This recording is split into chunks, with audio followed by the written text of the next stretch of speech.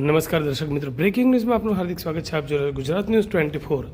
12 વર્ષ વિશ્વાસના, વિકાસના અને જનકલ્યાણના આ અભિયાન અંતર્ગત પાટણ ખાતે હેમચંદ્રાચાર્ય ઉત્તર ગુજરાત યુનિવર્સિટીના કન્વેન્શન હોલમાં જિલ્લા કક્ષાનું વિકસિત ભારત સંકલ્પ સંમેલન યોજાયું હતું. જિલ્લા પ્રભારી મંત્રી શ્રી સ્વરૂપજી ઠાકોરના અધ્યક્ષ સ્થાને યોજાયેલ આ કાર્યક્રમમાં છેલ્લા 12 વર્ષની વિકાસ યાત્રા દર્શાવતી ડોક્યુમેન્ટરી ફિલ્મનું પ્રદર્શન કરવામાં આવ્યું હતું. આ પ્રસંગે પ્રભારી મંત્રી સ્વરૂપજી ઠાકોરે જણાવ્યું હતું કે વડાપ્રધાન નરેન્દ્રભાઈ મોદીના નેતૃત્વમાં વર્ષ 2047 સુધી ભારતને વિકસિત રાષ્ટ્ર બનાવવાનો સંકલ્પ માત્ર સરકારનો નહીં પરંતુ દેશના દરેક નાગરિકનો સંકલ્પ છે. છેલ્લા 12 વર્ષ દરમિયાન વિકાસ, સુશાસન, પારદર્શિતા અને ગરીબ કલ્યાણને કેન્દ્ર સ્થાને રાખી અનેક ઐતિહાસિક નિર્ણયો અને યોજનાઓ અમલમાં મૂકવામાં આવી છે.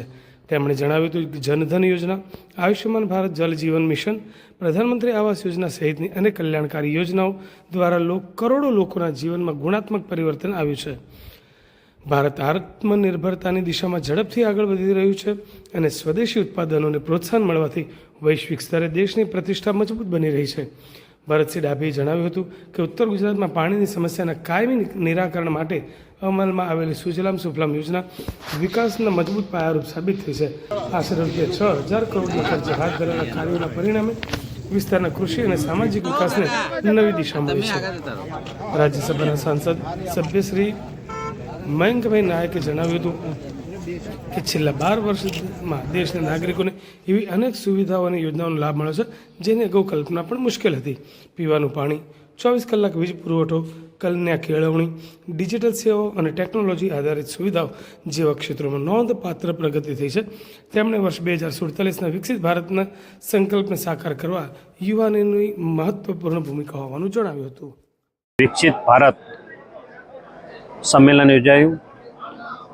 એની અંદર આપણા યશસ્વી વડાપ્રધાન નરેન્દ્રભાઈ મોદી સાહેબના સુશાસનના 12 વર્ષ પૂર્ણના અંતે આજે પાટણ જિલ્લાની અંદર વિવિધ કાર્યક્રમો અને વિવિધ પર્યટકોની મુલાકાત અને જે મોદી સાહેબે સુશાસનમાં જે કાર્યો કર્યા છે ને વિકસિત ભારત બનાવવા માટેનું સપનું છે એ સપનાને સાકાર કરવા માટે અને આજે જે મોદી સાહેબે સતત 12 વર્ષ જે ભારતની અંદર જે સુશાસન સંભાળ્યું છે અને કાર્ય કરી રહ્યા છે એ નિમિત્તે અમે આજે પાટણ જિલ્લાની અંદર સૌ સંસદ સભ્યશ્રી, રાજ્યસભા સભ્યશ્રી, ધારાસભ્યશ્રી, જિલ્લાના હોદ્દેદારોશ્રી તમામે તમામ